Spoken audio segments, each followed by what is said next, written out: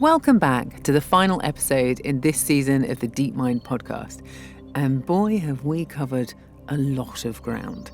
From protein-folding AIs to sarcastic language models, sauntering robots, synthetic voices, and much more, it has been quite the journey.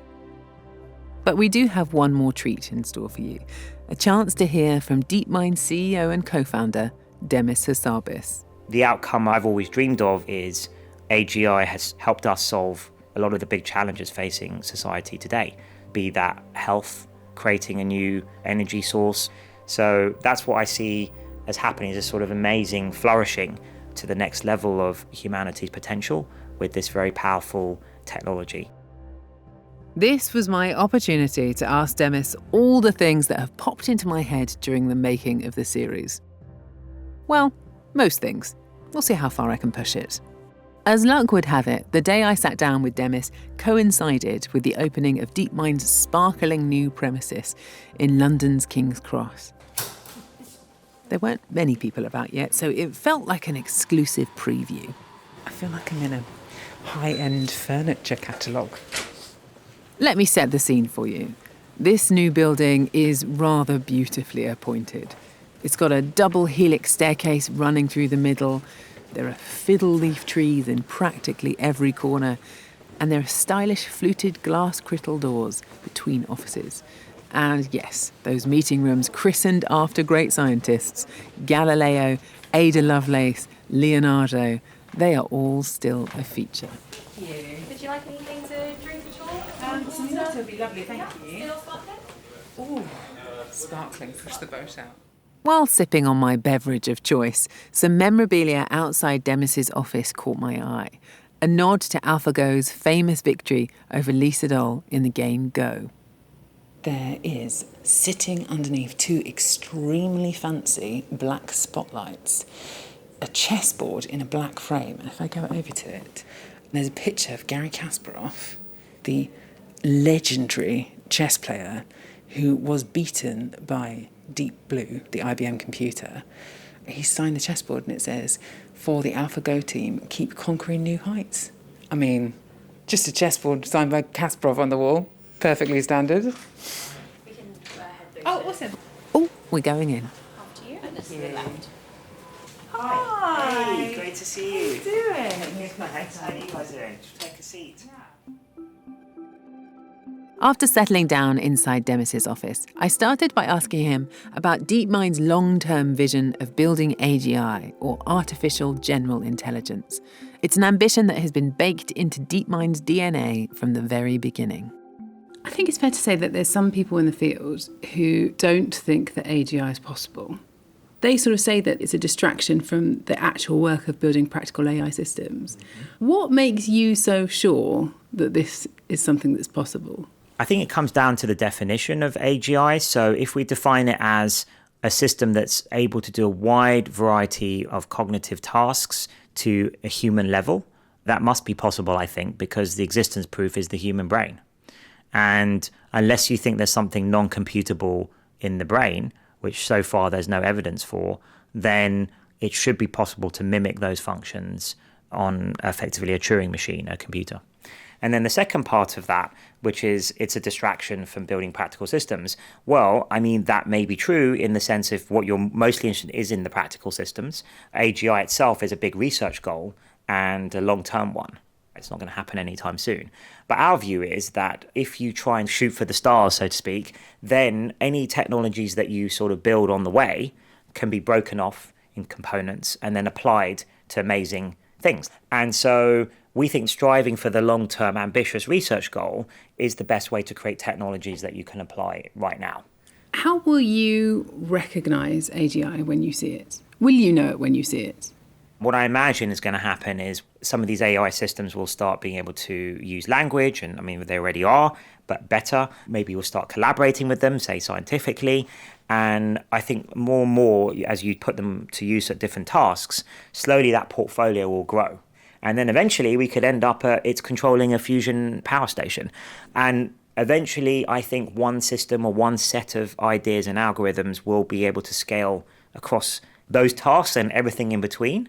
And then once that starts being built out, There will be, of course, philosophical arguments about, is that covering all the space of what humans can do? And I think in some respects, it will definitely be beyond what humans are able to do, which will be exciting as long as that's done in the right way. And, there'll be cognitive scientists that will look into, does it have all the cognitive capabilities we think humans have? Creativity. What about emotion, imagination, memory? And then there'll be the subjective feeling that these things are getting smarter. But I think that's partly why this is the most exciting journey, in my opinion, that humans have ever embarked on, which is, I'm sure that trying to build AGI with a sort of neuroscience inspiration is going to tell us a lot about ourselves and the human mind. The way you're describing it there is as though there's this big goal in the future that you steadily approach. I'm wondering whether in your mind there's also like a day where this happens. Like, how children dream of lifting the World Cup. Have you thought about the day when you walk away from the office and you're like, it happened today? Yeah, I have dreamed about that for a very long time. I think it would be more romantic in some sense if that happened, where one day you're coming in and then this lump of code is just executing, and then the next day you come in and it sort of feels sentient to you. It'd be quite amazing. From what we've seen so far, it will probably be more incremental, and then a threshold will be crossed. But I suspect it will start feeling interesting and strange in this middle zone as we start approaching that. We're not there yet, I don't think. None of the systems that we interact with or have built have that feeling of sentience or awareness, any of those things. They're just kind of programs that execute, albeit they learn. But I could imagine that one day that could happen. There's a few things I look out for, like perhaps coming up with a truly original idea, creating something new, a new theory in science that ends up holding, maybe coming up with its own problem that it wants to solve. These kinds of things would be sort of activities that I'd be looking for on the way to maybe that big day. If you were a betting man then, when do you think that will be? So I think that the progress so far has been pretty phenomenal. I think that it's coming relatively soon in the next, I wouldn't be super surprised, the next decade or two. Shane said that he writes down predictions and his confidence on them and then checks back to see how well he did in the past. Do you do the same thing? I don't do that, no. I'm not as methodical as Shane. And he hasn't shown me his recent predictions, so I don't know where he's secretly putting them down. I'll have to ask him. It's just a drawer in his house. Yes, exactly. Like Shane Legg, DeepMind's co-founder and chief scientist who we heard from in an earlier episode, Demis believes that there are certain abilities that humans have but are missing from current AI systems. Today's learning systems are really good at learning in messy situations, so dealing with vision or intuition in Go, so pattern recognition, they're amazing for that. But we haven't yet got them satisfactorily back up to be able to use symbolic knowledge. So doing mathematics or language even. We have some, of course, language models, but they don't have a deep understanding yet still of concepts that underlie language. And so they can't generalize or write a novel or make something new.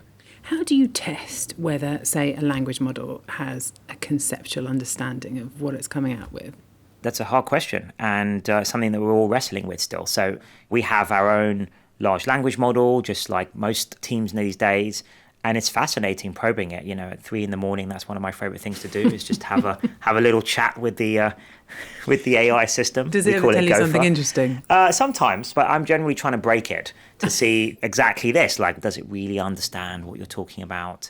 One of the things that suspected they don't understand properly is quite basic real-world situations that rely on maybe experiencing physics or acting in the world, because obviously these are passive language models, right? They just learn from reading the internet. So you can say sort of things like, Alice threw the ball to Bob, ball threw it back to Alice throws it over the wall, Bob goes and gets it, who's got the ball? And, obviously in that case it's Bob, but it can get quite confused. Sometimes it'll say Alice or it'll say something random. So it's those types of, almost like a kid would understand that. And it's interesting to see, are there basic things like that it can't get about the real world because it sort of only knows it from words. But that in itself is a fascinating philosophical question. I think what we're doing is philosophy, actually, in the greatest tradition of that, trying to understand philosophy of mind, philosophy of science. When it's 3 a.m. and you're talking to your language models, do you ever ask it if it's an AGI? Yeah, I think I must have done that. Yes, with varying answers. But it has responded yes at some point. Yeah, it does sometimes respond yes, and, I'm an artificial system, and it knows what AGI is to some level. I don't think it really knows anything, to be honest. That would be my conclusion. It knows some words. Knows some words. A clever parrot. Yes, exactly. For the moment, at least, AI systems like language models show no signs of understanding the world. But could they ever go beyond this in future? Do you think that consciousness could emerge as a sort of natural consequence of a particular architecture, or do you think that it's something that has to be intentionally created? I'm not sure. I suspect that intelligence and consciousness are what's called double dissociable. You can have one without the other, both ways. My argument for that would be that if you have a pet dog, for example, I think they quite clearly have some consciousness. They seem to dream. They're sort of self-aware of what they want to do, but they're not, dogs are smart, but they're not that smart, right? And so, at least my dog isn't anyway. But on the other hand, if you look at intelligent systems, the current ones we built, okay, they're quite narrow, but they are very good at, say, games. I could easily imagine carrying on with building those types of Alpha Zero systems, and they get more and more general, more and more powerful, but they just feel like programs. So that's one path. And then the other path is that it turns out consciousness is integral with intelligence. So at least in biological systems, they seem to both increase together. So it suggests that maybe there's a correlation. It could be that it's causative. So it turns out if you have these general intelligence systems, they automatically have to have a model of their own conscious experience. Personally, I don't see why that's necessary. So I think by building AI and deconstructing it, we might actually be able to triangulate and pin down what the essence of consciousness is. And then we would have the decision of, do we want to build that in or not? My personal opinion is, at least in the first stage, is we shouldn't, if we have the choice, because I think that brings in a lot of other complex ethical issues. Tell me about some of those. Well, I think if an AI system was conscious and you believed it was, then you'd have to consider what rights it might have. And then the other issue as well is that conscious systems or beings have generally come with free will and wanting to set their own goals. And I think, there's some safety questions about that as well. And so I think it would fit into a pattern that we're much more used to with our machines around us, to view AI as a kind of tool, or if it's language-based, a kind of oracle. It's like the world's best encyclopedia, right?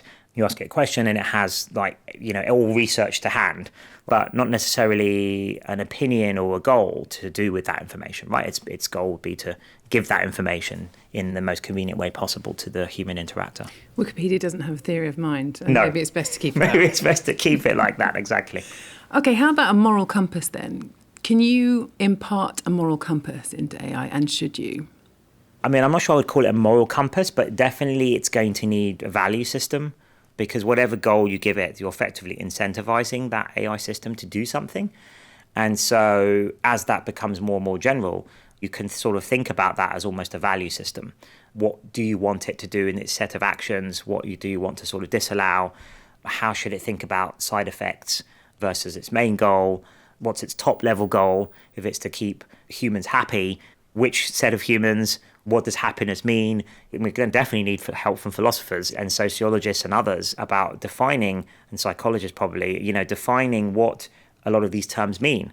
And of course, a lot of them are very tricky for humans to figure out, our collective goals. What do you see as the best possible outcome of having AGI? The outcome I've always dreamed of or imagined is AGI has helped us solve a lot of the big challenges facing society today, be that health, cures for diseases like Alzheimer's. I would also imagine AGI helping with climate, creating a new energy source that is renewable. And then what would happen after those kinds of first stage things is you kind of have this, sometimes people describe it as radical abundance. If we're talking about radical abundance of, water and food and energy, how does AI help to create that? So it helps to create that by unlocking key technological breakthroughs. Let's take energy, for example. We are looking for, as a species, renewable, cheap, ideally free, non-polluting energy. And to me, there's at least a couple of ways of doing that. One would be to make fusion work. much better than nuclear fission. It's much safer. That's obviously the way the sun works. We're already working on one of the challenges for that, which is containing the plasma in a fusion reactor. And we already have the state-of-the-art way of doing that, sort of unbelievably. The other way is to make solar power work much better. If we had solar panels just tiling something, half the size of Texas, that would be enough to power the whole world's uses of energy. So it's just not efficient enough right now. But if you had superconductors, room temperature superconductor, which is obviously the holy grail in that area, if that was possible, suddenly that would make that much more viable. And I could imagine AI helping with material science. That's a big combinatorial problem, huge search space, all the different compounds you can combine together, which one's the best. And of course, Edison sort of did that by hand when he found tungsten for light bulbs. But imagine doing that at enormous scale on much harder problems than a light bulb. That's kind of the sorts of things I'm thinking an AI could be used for. I think you probably know what I'm going to ask you next, because if that is the fully optimistic, utopian view of the future, it can't all be positive. When you're lying awake at night, what are the things that you worry about? Well, to be honest with you, I do think that is a very plausible end state, the optimistic one I painted you. And of course, that's what reason I work on AI is because I hoped it would be like that. On the other hand, one of the biggest worries I have is what humans are going to do with AI technologies on the way to AGI. Like most technologies, they could be used for good or bad. And I think that's down to us as a society and governments to decide which direction they're going to go in. Do you think society is ready for AGI? I don't think yet. I think that's part of what this podcast series is about as well, is to give the general public more of an understanding of what AGI is, what AI is, and what's coming down the road. And then we can start grappling with, as a society, not just the technologists, what we want to be doing with these systems. You said you've got this sort of 20-year prediction, and then simultaneously where society is in terms of understanding and grappling with these ideas. Do you think that DeepMind has a responsibility to hit pause at any point? Potentially. I always imagined that as we got closer to the sort of grey zone that you were talking about earlier, the best thing to do might be to pause the pushing of the performance of these systems so that you can analyze down to minute detail exactly and maybe even prove things mathematically about the system so that you know the limits and otherwise of the systems that you're building. At that point, I think all the world's greatest minds should probably be thinking about this problem. So that was what I would be advocating to, the Terence Taos of this world, the best mathematicians, is like, actually, if I've even talked to him about this, I know you're working on the Riemann hypothesis or something, which is the best thing in mathematics, but actually this is more pressing. I have this sort of idea of like almost Avengers Assembled of the scientific world. So that's a bit of like my dream. Did Terence Taos agree to be one of your Avengers? No, I didn't quite tell him the full plan of that. I know that some quite prominent scientists have spoken in quite serious terms about this path towards getting AGI. I'm thinking about Stephen Hawking here. Do you ever have debates with those kind of people about what the future looks like? Yeah, I actually talked to Stephen Hawking a couple of times. I went to see him in Cambridge. It was supposed to be a half-an-hour meeting, but we ended up talking for hours. He wanted to understand what was going on at the coalface of AI development. And I explained to him what we were doing, the kinds of things we've discussed today, what we're worried about. And he felt much more reassured that people were thinking about this in the correct way. And at the end, he said, I wish you the best of luck, but not too much. Then he looked right in my eye, the twinkle in his eye. Like, it was just amazing. That was literally his last sentence to me. Best of luck, but not too much. That's lovely. Which I thought was perfect. It is perfect. Along the road to AGI, there have already been some significant breakthroughs with particular AI systems, or narrow AI, as it's sometimes known. Not least the DeepMind system known as AlphaFold, which we heard about in episode 1. AlphaFold has been shown to accurately predict the 3D structures of proteins, with implications for everything from the discovery of new drugs to pandemic preparedness. I asked Demis how a company known for getting computers to play games to a superhuman level was able to achieve success in some of the biggest scientific challenges in the space of just a few short years. The idea was always, from the beginning of DeepMind, to prove our general learning ideas, reinforcement learning, deep learning, combining that on games. tackle the most complex games there are out there. So Go and StarCraft in terms of computer games and board games. And then the hope was we could then start tackling real world problems, especially in science, which is my other huge passion. And at least my personal reason for working on AI was to use AI as the ultimate tool, really, to accelerate scientific discovery in almost any field. Because if it's a general tool, then it should be applicable to many, many fields of science. And I think AlphaFold, which is our program for protein folding, is our first massive example of that. And I think it's woken up the scientific world to the possibility of what AI could do. What impact do you hope that AlphaFold will have? I hope AlphaFold is the beginning of a new era in biology where computational and AI methods are used to help model all aspects of biological systems and therefore accelerate our discovery process in biology. So I'm hoping that it will have a huge effect on drug discovery, but also fundamental biology, understanding what these proteins do in your body. And I think that if you look at machine learning, it's the perfect description language for biology in the same way that maths was the perfect description language for physics. And many people, obviously, in the last 50 years have tried to apply mathematics to biology with some success, but I think it's too complex for mathematicians to describe in a few equations, but I think it's the perfect regime for machine learning to spot patterns. Machine learning is really good at taking weak signals, messy signals, and making sense of them, which is, I think, the regime that we're in with biology. How could AI be used for a future pandemic? So one of the things actually we're looking for now is the top 20 pathogens that biologists are identifying could cause the next pandemic, to fold all the proteins, assuming it's feasible, involved in all those viruses. So that drug discovery and pharma can have a head start at figuring out what drugs or antidotes or antivirals would they make to combat those if those viruses ended up mutating slightly and becoming the next pandemic. I think in the next few years, we'll also have automated drug discovery processes as well. So we won't just be giving the structure of the protein, we might even be able to propose what sort of compound might be needed.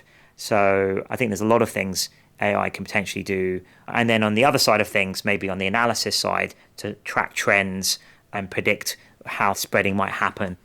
Given how significant the advances are for science that are being created by these AI systems, do you think that there will ever be a day where an AI wins a Nobel Prize? I would say that just like any tool, it's the human ingenuity that's gone into it. It's sort of like saying, who should we credit spotting Jupiter's moons? Is it his telescope? No, I think it's Galileo. And of course, he also built the telescope, right? Famously, as well as it was his eye that saw it and then he wrote it up. So I think it's a nice sort of science fiction story to say, well, the AI should win it. But at least until we get to full AGI, if it's sentient, it's picked the problem itself, it's come up with a hypothesis, and then it's solved it, that's a little bit different. But for now, where it's just a fairly automated tool, effectively, I think the credit should go probably to the humans. I don't know, I quite like the idea of giving Nobels to inanimate objects, like Large Hadron Collider can have one. Well, exactly. Regression can the have Hubble one. Telescope can have one. Exactly. Right. I just quite like that idea. Even before AGI has been created, it's clear that AI systems like AlphaFold are already having a significant impact on real-world problems. But for all their positives, there are also some tricky ethical questions surrounding the deployment of AI, which we've been exploring throughout this series. Things like the impact of AI on the environment and the problem of biased AI systems being used to help make decisions on things like access to healthcare or eligibility for parole. What's your view on AI being used in those situations? I just think we have to be very careful that the hype doesn't get ahead of itself. There are a lot of people who think AI can just do anything already. And actually, if they understood AI properly, they'd know that the technology is not ready. And one big category of those things is very nuanced human judgment about human behavior. So parole board hearing would be a good example of that. There's no way AI is ready yet to kind of model the balance of factors that an experienced, say, parole board member is balancing up across society. How do you quantify those things mathematically or in data? And then if you add in a further thing, which is how critical that decision is either way, then all those things combined mean to me that it's not something that AI should be useful, certainly not to make the decision. At the level AI is at the moment, I think it's fine to use it as an analysis tool to triage like a medical image, but the doctor needs to make the decision. In our episode on language models, we talk about some of the more concerning potential uses of them. Is there anything that DeepMind can do to really prevent some of those nefarious purposes of language models, like spreading misinformation? We're doing a bunch of research ourselves on, the issues with language models. I think there's a long way to go, like in terms of building analysis tools to interpret what these systems are doing and why they're doing it. I think this is a question of understanding why are they putting this output out, and then how can you fix those issues like biases, fairness, and what's the right way to do that. Of course, you want truth at the heart of it, but then there are subjective things where people from different, say, political persuasions have a different view about something. What are you going to say is the truth at that point? So then it sort of impinges on like, well, what does society think about that? And then which society are you talking about? And these are really complex questions. And because of that, this is an area I think that we should be proceeding with caution in terms of deploying these systems in products and things. How do you mitigate the impact that AI is having on the environment? Is there just a danger of building larger and larger and larger energy-hungry systems and having a negative impact? Yeah, I mean, we have to consider this. I think the AI systems are using a tiny sliver of the world's energy usage, even the big models, compared to watching videos online. All of these things are using way more computers and bandwidth.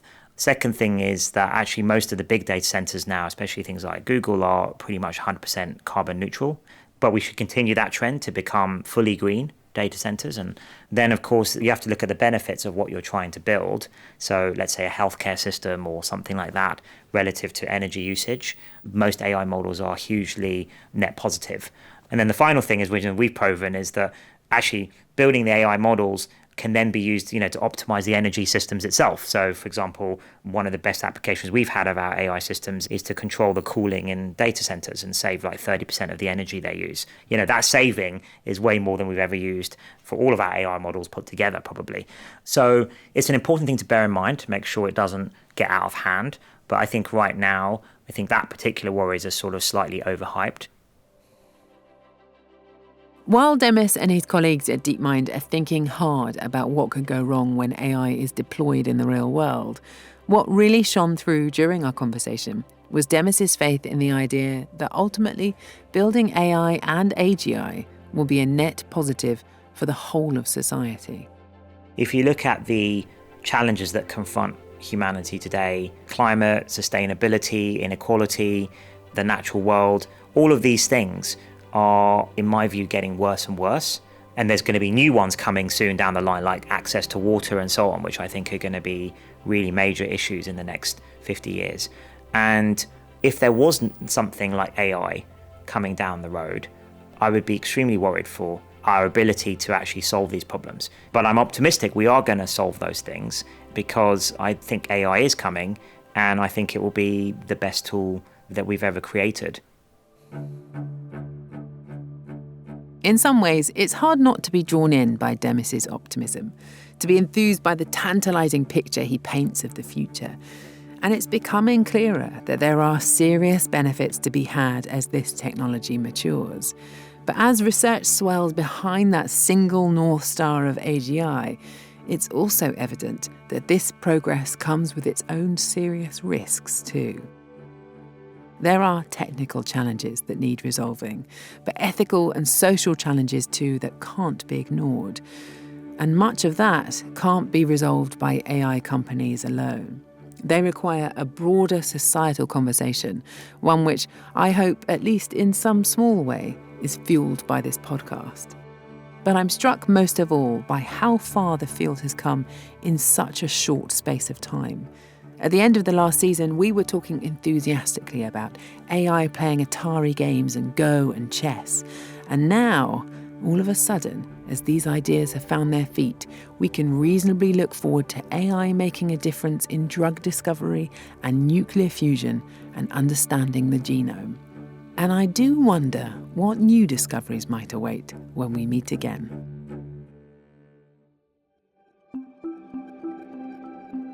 DeepMind, the podcast, has been a Whistledown production. The series producer is Dan Hardoon, with production support from Jill Achineku. The editor is David Prest. Sound design is by Emma Barnaby, and Nigel Appleton is the sound engineer. The original music for this series was specially composed by Eleni Shaw, and what wonderful music it was. I'm Professor Hannah Fry. Thank you for listening.